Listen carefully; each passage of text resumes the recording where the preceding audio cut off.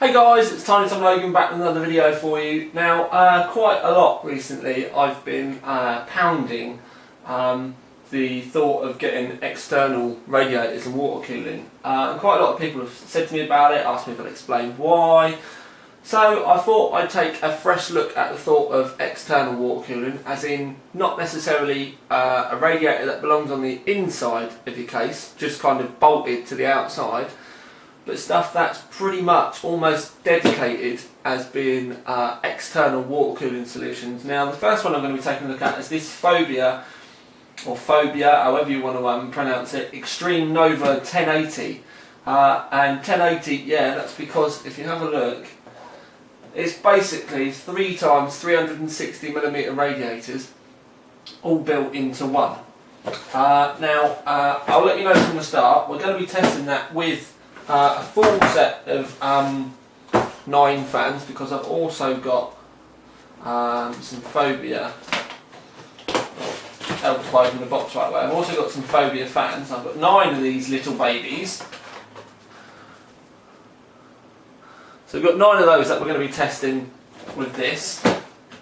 But the clever thing with this radiator is, and I'll show you from the start, is that you do get a plate on it. Let me open the box.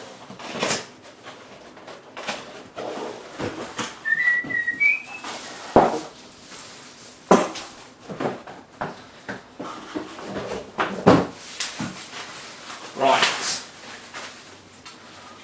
So there is a Z radiator. If I spin it round, you can see there that you've got the mounts for the 920mm fans. But also what you can do, and I'll show you just quickly on this, is they do an extra bracket for 4 180mm fans. So you can fit that bracket. Obviously you can take the 121 off. I wouldn't suggest running them both at the same time. But you can change that for the 180 fans.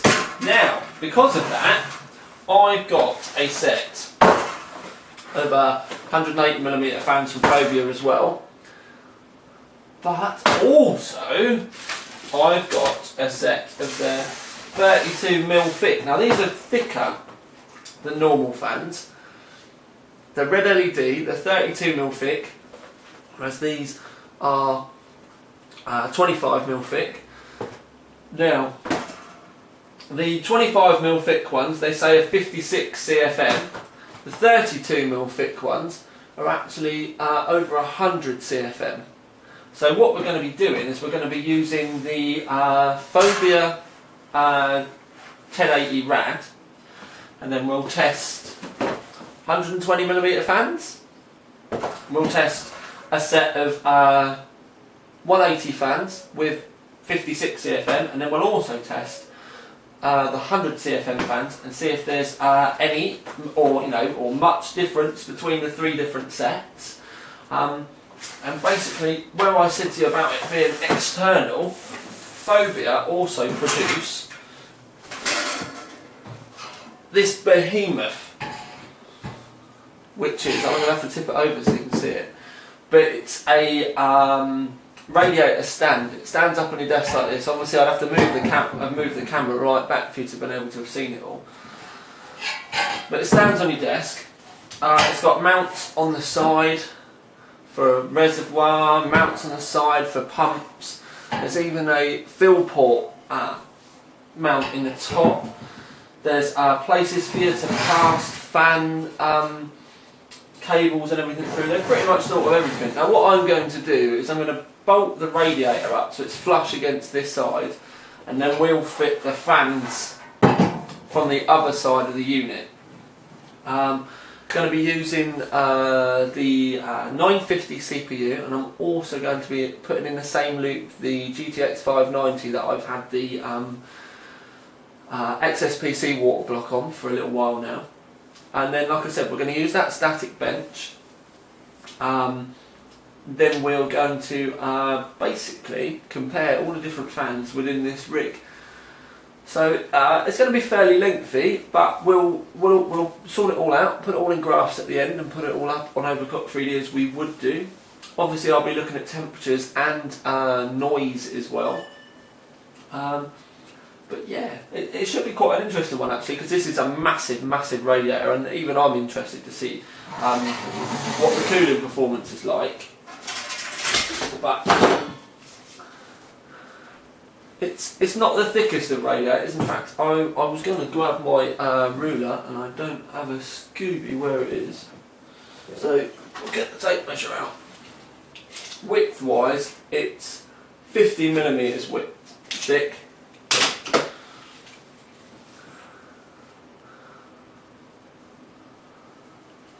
Fin spacing is quite wide apart, so hopefully that will mean that we can use low RPM fans on it. But obviously there is a lot of surface area there, heck of a lot of surface area there to be passing the water over. I'm going to be using a DDC Ultra pump, so there's going to be plenty of pumping force to be able to get it all round. And yeah, we're going to be setting it up like an external rad. So basically, I should be quiet now, get all this set up, get it all built, and yeah, then we can start our testing.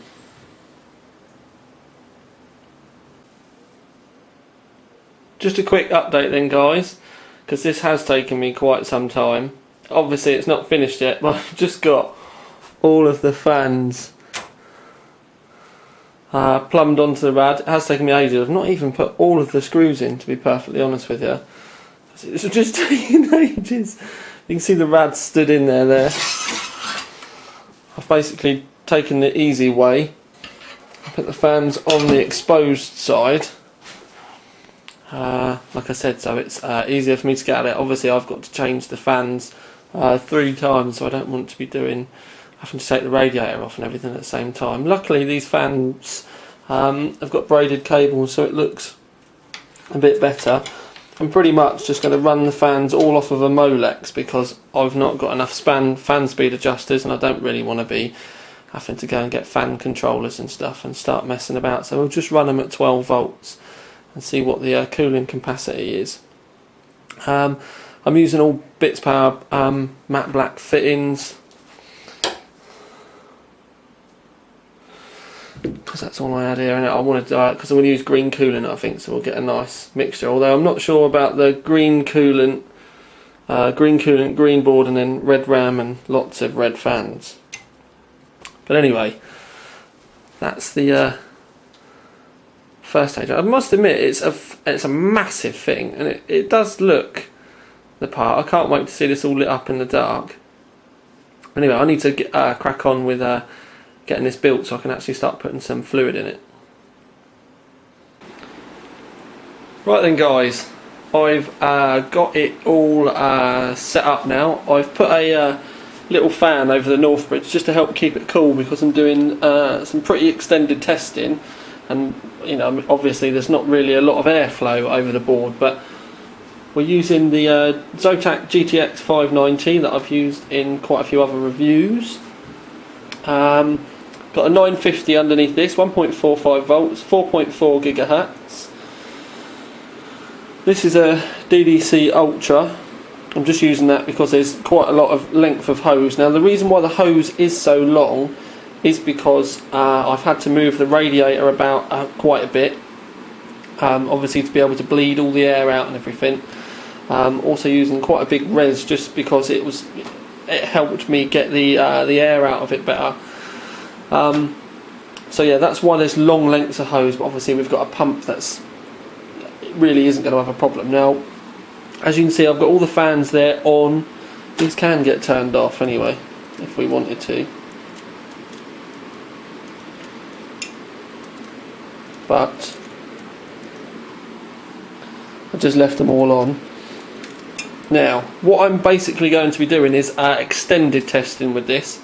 So I've just had 3D Mark 11 on loop doing graphics test 4 and the combined test on loop, and it's been on loop for an hour. If you have a look down the maximum down this right hand side, you can see that the maximum on the CPU has been 55, and then that one and that one is the CPU, the GPUs. So the graphics hasn't really got warmed up at all. But what I'm going to do is I'm going to do a selection of tests with these fans. So we'll do then we'll do some Unigine, and then I'll also do some Prime, just to give us a range of temperatures. And then obviously I'll change the fans and we'll do the same thing again. So it'll be a longer winded, but it's because I've not really got anything to compare this to. So we're going to give it some real world tests and some benchmarks, just to, you know, see how we can stress it. But anyway, now I'm going to crack on and do Unigine. Right then guys, we've had Unigine on loop. I'm literally going to quit it in front of you, then we'll show you the temps again. CPU hasn't gone above 51. The GPU hasn't gone above 36. And that's been with Unigine looping just there, as you can see, for 60 minutes. I'm now going to turn the rig off for a bit because it's getting a bit late. Go and have something to eat. Why am I telling you this stuff anyway? And then I'll be back to do some more testing, and we're going to do CPU testing this time. Right then, Straubs has been playing Witcher 2 for quite a while now, obviously hammering the graphics card and giving the CPU a good workout as well. But if you exit out of that, Straubs, so we can see hardware monitor.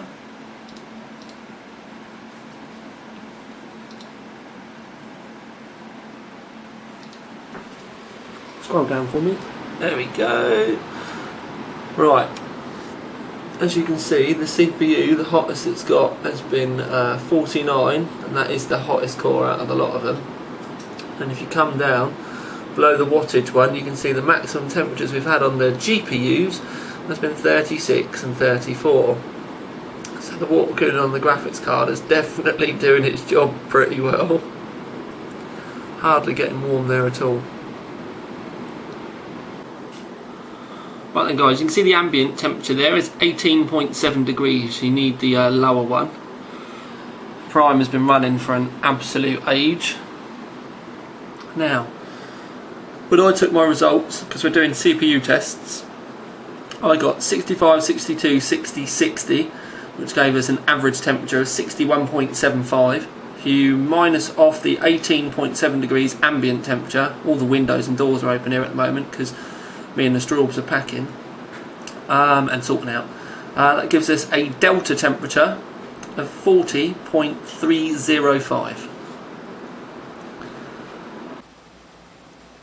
Right then guys, same setup as before, but we've got the 4x 180mm fans on there now. These are the 56.5 CFM fans. They are much quieter. And I mean much quieter, to the point where they're pretty much almost inaudible. Anyway, if we move over here, if you look at the bottom temperature, 19.6, that's the ambient temperature. You can see that Prime has been running for ages. Anyway, if we come over to the temperatures, because we're doing CPU at the moment, when I took my temperatures, I got 67, 65, 62, 61. Divide that by the 4 cores, that gives you an average temperature, or the average temperature across all 4 cores is 63.75 minus the 19.6 ambient, and that gives you a delta temperature of 44.15. So that's about a degree warmer than the 9x 120mm fans, but much, much quieter. And obviously, let's face it, with the 4 fans like that, it's going to be a lot cheaper as well.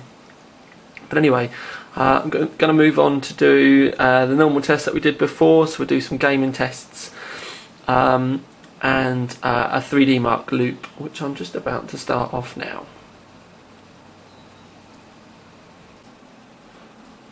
Right then guys, 3D Mark 11, we did the loop as before, still on 4.4 gigahertz, yada yada yada.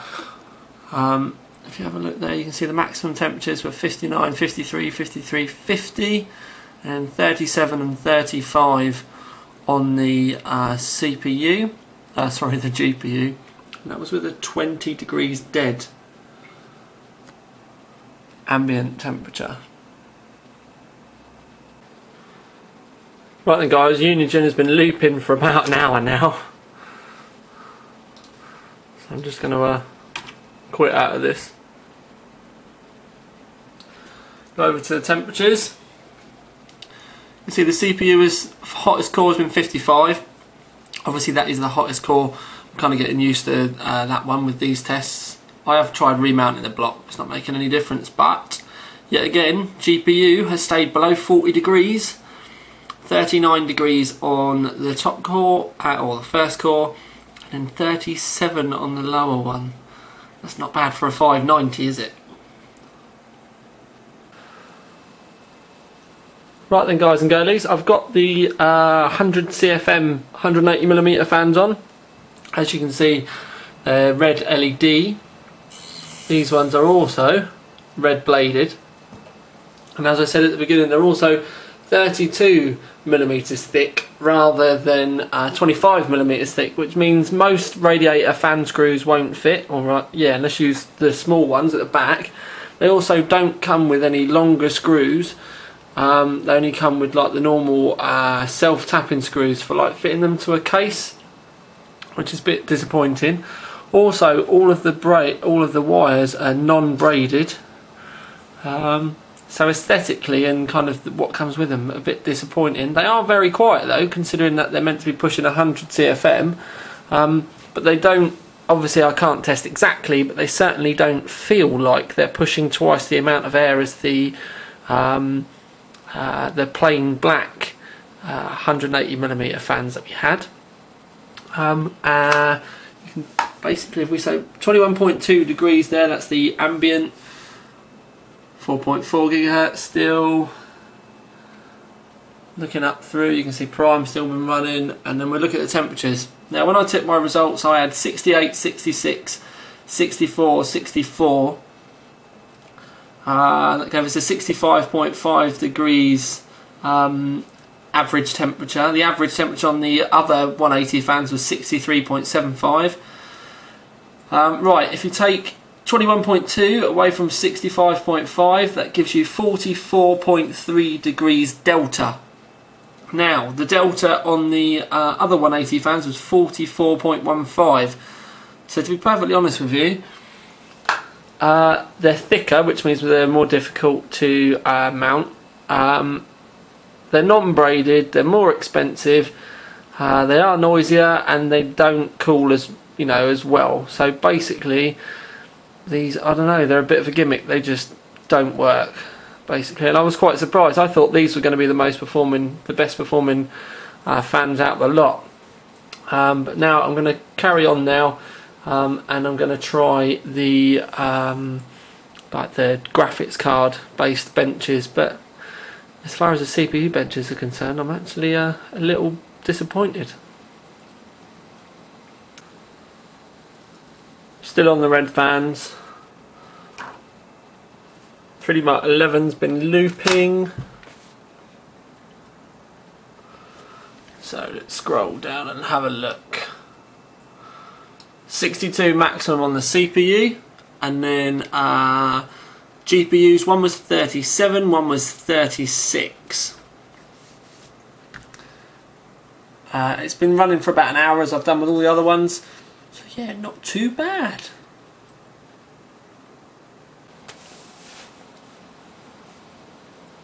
Right then guys, I keep saying that, don't I? Unity's been looping for about an hour. We're straight over.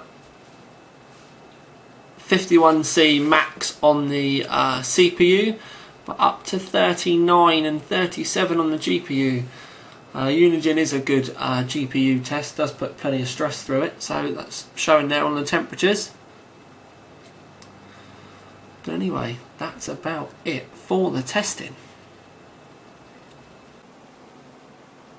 Right then guys, on to the conclusion. I apologise that I'm in kind of civvies really, and really casual civvies at that. Also about the way that the video has kind of been a bit choppy. But it's because I am getting ready to move and I'm trying to get this done before I move, otherwise there's going to be such a backlog I'll never actually get the time to do this. So kind of trying to explain it. I know there's a few things I've missed, so I apologise, but let's get on with the conclusion. Right, I got the Phobya 1080 Rad, which is £81 retail, which is there. The stand is £68. Now this is where it gets confusing, so try and bear with me. The fans that I've got are about £15 each, so the expensive waterproof ones. The black 180mm fans that I got are £9 each, or £33 for the 4. The red ones that I got, £16.33 each, or £63 for the 4. Now, the Radiator, as I said, is £81 on its own, or it's £149 with the 9 fans, or £235 with the 9 fans and the stand. It's £163 for the Radiator and the 4 red LED fans, or £231 for the 4 fans, the Radiator and the stand. Obviously you'll need, what will you need? You'll need a pump and a reservoir and all that kind of stuff as well. Now, it's a monstrous unit, as you've seen. Does take a bit of patience to get it set up as well. You know, getting all, especially if you use the 9 fans. Now, I would say, I'm going to try and go over everything. I would say this stand is actually pretty good, but I want to pick a few things. I think, considering the money, it is a fairly beefy unit. Where they are going to be specifically used external, there's a fair old amount of room here, even if you had a, because you can, obviously you don't have to use it with this 1080 radiator, you can use it with a 360mm rad or 2 360mm rads, or even you can have 3 separate 360mm rads in there if you want. You know what I mean? You can mount it all round, so that side of it is good. But what I would say is there's a fair amount of room at the top. I would be quite interested to see one of these, maybe with a Molex connection at the bottom, and with a fan controller at the top built in. Even if it's just a single massive rear bus, do you know what I mean, with a lot of wattage available on it, so that you could turn all the fans up and down independently. Maybe even come, if it came with a Molex cable, maybe come with a massive Molex extension, so you could run it inside your case if you wanted. Because I had to run a separate power supply for this, because there's no way I could get all the fans and everything wired up to the rig. So I think that would be quite good. Even if it's something that they had as a cost option, I think that would be really good. I also think it would be quite good if maybe, because Phobya do external power supply units.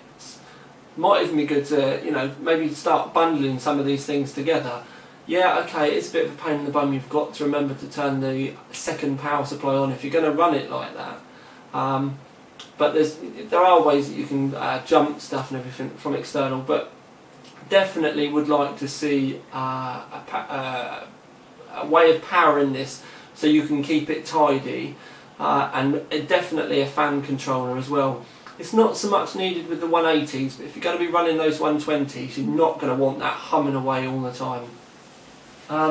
Now, performance wise, I used a massively overclocked 950. By massively I mean pretty much eking out everything I can do with this 950. 4.4 gigahertz, 1.45 volts. It's actually what I call my max test for an air cooler. And air coolers, if they pass this, they're always up in the 90s to kind of put it into perspective. So the fact this water cooling loop is keeping it down below 70 is very good, especially when you consider the fact that there is a 590 in that loop as well. When I was running this in a shadow rig with a single rad, the temps were rocketing. Now you'd think with 360mm rads that the temps would be a lot lower, but you've always got to remember it's always going to be a certain percent above ambient temperature. You're never going to get a CPU with a massive overclock running at 40 degrees unless, because people are going to start going on about it, unless you are running AMD, because they do run ridiculously cool because the temperatures are buggered. They don't read them very well.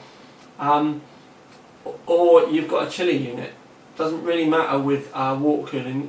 As soon as you start, overvolting, overclocking, and really pushing stuff, and I mean really pushing stuff, not some, measly took you 5 minutes, or you've pressed the automatic overclock button. I mean proper overclocking. You're always going to get warm temperatures. So I did really, really well with that. Now you were looking, because I've had to write my results down because there's a fair bit. The 120s did create a massive amount of noise. All of those fans going brrr all the time, do you know what I mean? And they're on 12 volts anyway, and they're not quite as fans on their own. So when you've got 9 of them, they're all blowing across the radiator as well. No wonder you're going to have a fair bit of noise. But it did perform quite well. I'm going to read you out the CPU temps, because the gaming temps you can see, and that would be what I would call kind of real use. But the CPU temps are the ones that where you're really pumping loads of heat, and it's the best way that I can really kind of test the radiator. You've still got the graphics card going nuts in there as well, but as you can see, these water blocks and the water work so well with a graphics card. It's not broke 40 degrees at all with any of the tests that we've done. So CPU, with the 9x120s, you're looking at an average temperature of 61.75 degrees, which was a 43 degrees delta. Very, very healthy, really. Like I said, we've got a graphics card in there as well. The black 180s, you had a 63.75 degrees delta average with a 44.15 degrees delta. With the expensive red LED 32mm fan, 32mm thick fans, there's 65 degrees average with a 44.3 degrees delta. Now those 32mm fans, I was a bit disappointed with those, because when you get them with this rad, and I don't know whether Aquatuning send it out differently when they send it out as a pack, but I didn't get any screws that you can actually fit the fans on with, so I had to go out to the garage, get some M3 Allen headed bolts. Lucky I had some, really, so I could actually mount them. So for those of you out there, do buy this or think about buying this, you are going to need screws. Now I would suggest either 10mm M3s to go from like the skinny end of the fan, but if you're going to go right the way through, you're going to want, to be perfectly honest with you, 35mm would be a bit tight, 40 would be a bit big. This is one of the reasons why I said you'd need screws, because 40 you're going to risk going into the radiator. Probably won't, but I'd feel a bit better lopping a couple of mil off of them so that they were a little bit shorter, and I'd probably be happier with them like that. But that's a lot of hassle. 4 fans, that's going to be kind of, maths, 16 screws that you're going to have to file down or something like that, so it's a bit of a pain. Also with these, I would quite like to have seen an option where there was a dust filter, even if it was a dust filter that you screwed over the whole, and this one's unplugged by the way because I unplugged it earlier on. I'll stick it back on again quick, because I know there's going to be people out there saying it's not spinning. Even if it was a dust filter that screwed over the whole unit, that would be much better. Because again, with a rad this big and that many fans, you're obviously going to be sucking a lot of dust in. But performance-wise, sorry I went off topic. Performance-wise and price-wise as well, to be perfectly honest with you, I would say get the radiator, buy the 180mm bracket, and just buy the basic black fans. You can get the 4 for £33. You can buy the radiator for £81. I don't know how much the bracket is for the 180, but I don't think it's very much. But I would honestly say, I mean, 81, 33, what are you looking at? 112, 114 pounds. Say 115 quid for the radiator and the 4 black fans. Alright, you're going to have to buy the stand as well if you want it. But though I think there's black fans, the 180 ones, are better because I was running them at 12 volts and they were almost silent. There was only a couple of degrees difference between the black fans and the fans that went out, which were the 120s. So if you've got cool, you've got quiet, it's going to work out cheaper. I mean, you could buy that stand as well. What was it, £68? You'd be looking at about 200 quid to buy the stand, the 4 fans, and the radiator. That would be, if you were looking to do this type of thing, that would be what I would say. This radiator would easily be able to take another 590 if you wanted to chuck another one in there, just to give you kind of heat gauges. And the good thing is if you think about it, you could have a nice rig, all of your water cooling in a nice rig, say for argument's sake like a 600T, and then you could have this on the floor. Admittedly, I'd want dust filters on it, and I'd probably want some way of turning the fans on and off, to the point where I would, if I was shutting my rig down, I'd then have like an extension lead, for argument's sake, with a secondary power supply which is always on, powering the fans and stuff underneath. And if I wanted to turn that off, I would turn the extension lead off, which turned my rig off as well. So every time I turn my rig on, that extension lead's got to come on, and then that powers up the whole unit before you can turn your rig on. Do you get what I'm saying? Extension lead. So just, yeah, imagine an extension lead. On that extension lead, you've got your rig and a slave power supply. The slave power supply is feeding the fans.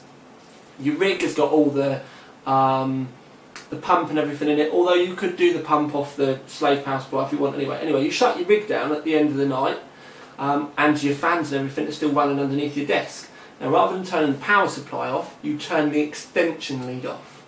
So then when you come in to turn your rig on in the morning, you go to press the rig button, oh, it's not working. I've got to turn the extension lead on. So you lean across the socket, click, turn the socket on, that power supply underneath is already on, so the fans start, possibly your pump and everything start as well, and that's going before you've even turned your rig on. So then that kind of takes away the fear of you forgetting to turn the other one on. If it's already on all the time, then it's there, and you've actually got a, you know what I mean, if you turn one off, then that means your rig can't start either.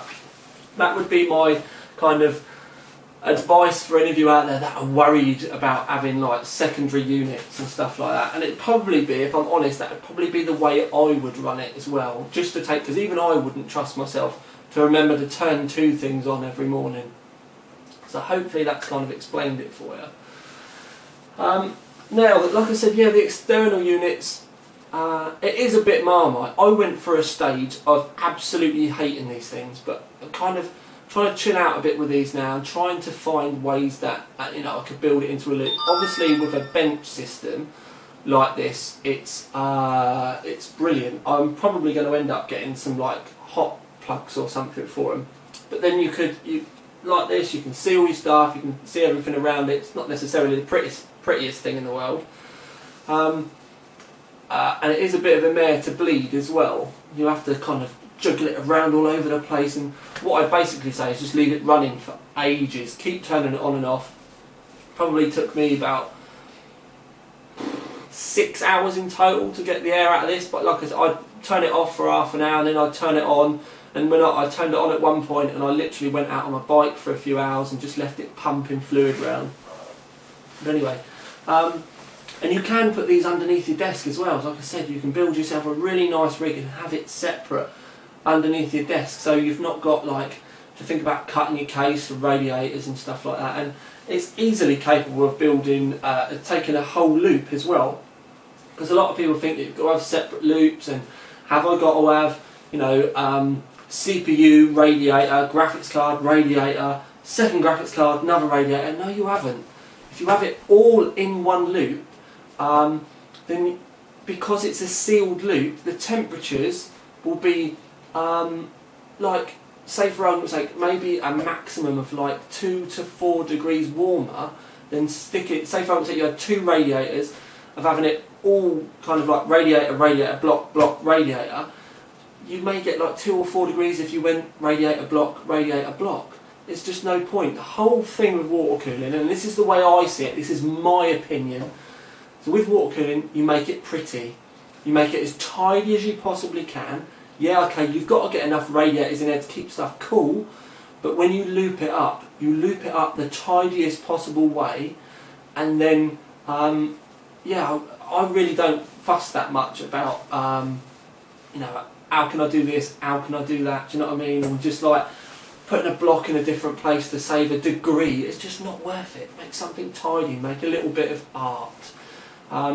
And that's one of the reasons why I wasn't too sure about these external units, but with the way some of the cases are going nowadays, smaller cases are getting a lot nicer, there's a lot more blocks about nowadays. I think some of the larger water cooling cases are actually a bit pants. So that's one of the reasons why I've been starting to think, well, maybe it is time to start looking at external water cooling so that we can have one of the really nice cases that, you know, looks awesome. You're never going to get enough water cooling power in there. I'm not a fan of hanging a radiator off the side of a case, as in like a radiator with fans and stuff. So maybe one of these external units where you can have it kind of hidden away and still have the cooling performance will be a bit better.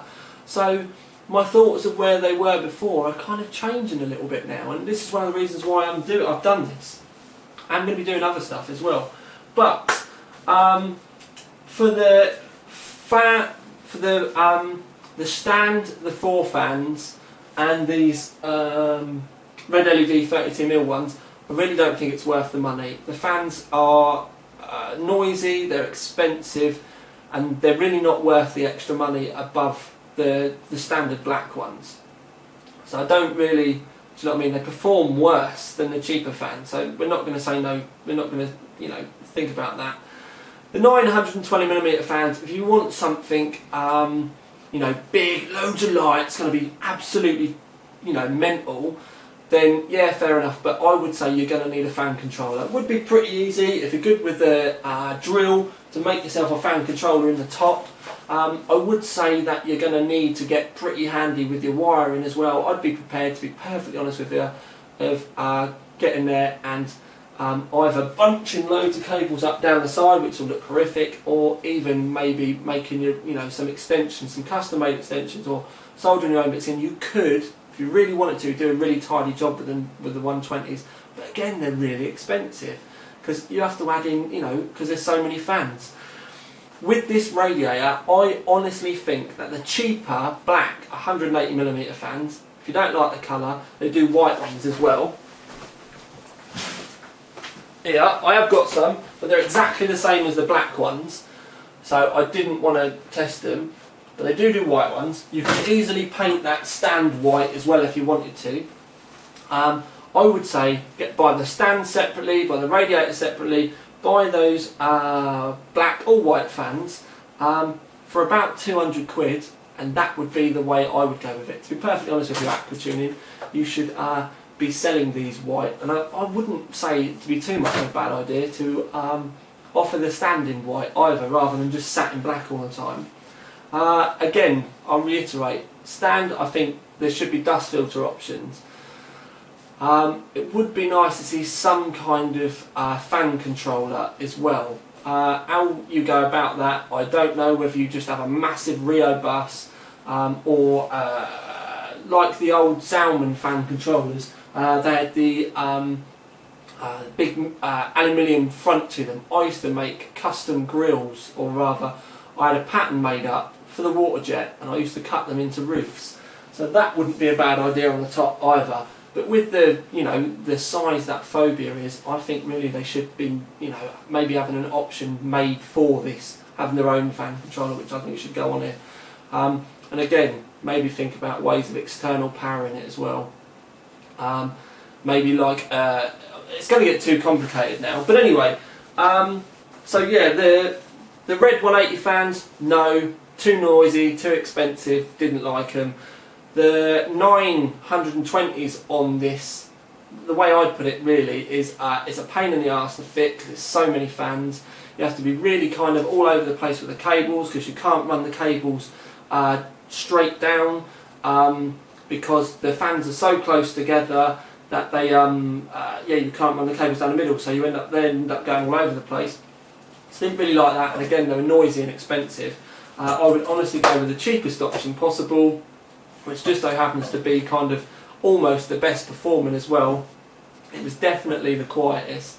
And yeah, it was a bit of a weird one. I honestly expected these fans to be blowing, trying to blow the stand over and giving this awesome performance.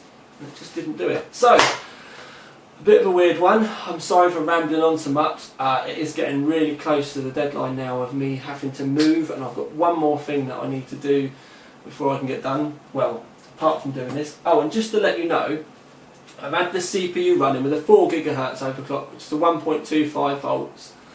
And it's been running now for a couple of hours, and maximum temperature I've had is 55 degrees. So still, I know air coolers that can't keep one of these that cool with stock clocks. So it's doing, you can see, and this is with that. I've only just done it, do you know what I mean, just so that there was some extra graphs there, but I know I'm starting to rabble now. I do apologise, my mind is in a million places because of everything that's going on. Hopefully that has done this massive amount of kit justice, but can't reiterate enough, if you've got a bench rig or you want a really tidy system and you can't get your radiators in there, then with a bit of thought you could make an awesome rig with this stand and this radiator. And like I said, to be perfectly honest with you, the cheapest fans near enough performed the best with this, definitely the quietest. So yeah, I'm going to give up because I know I'm going round in circles, but I'm going to love you and leave you guys. This is Tiny Tom Logan with another very random video for you.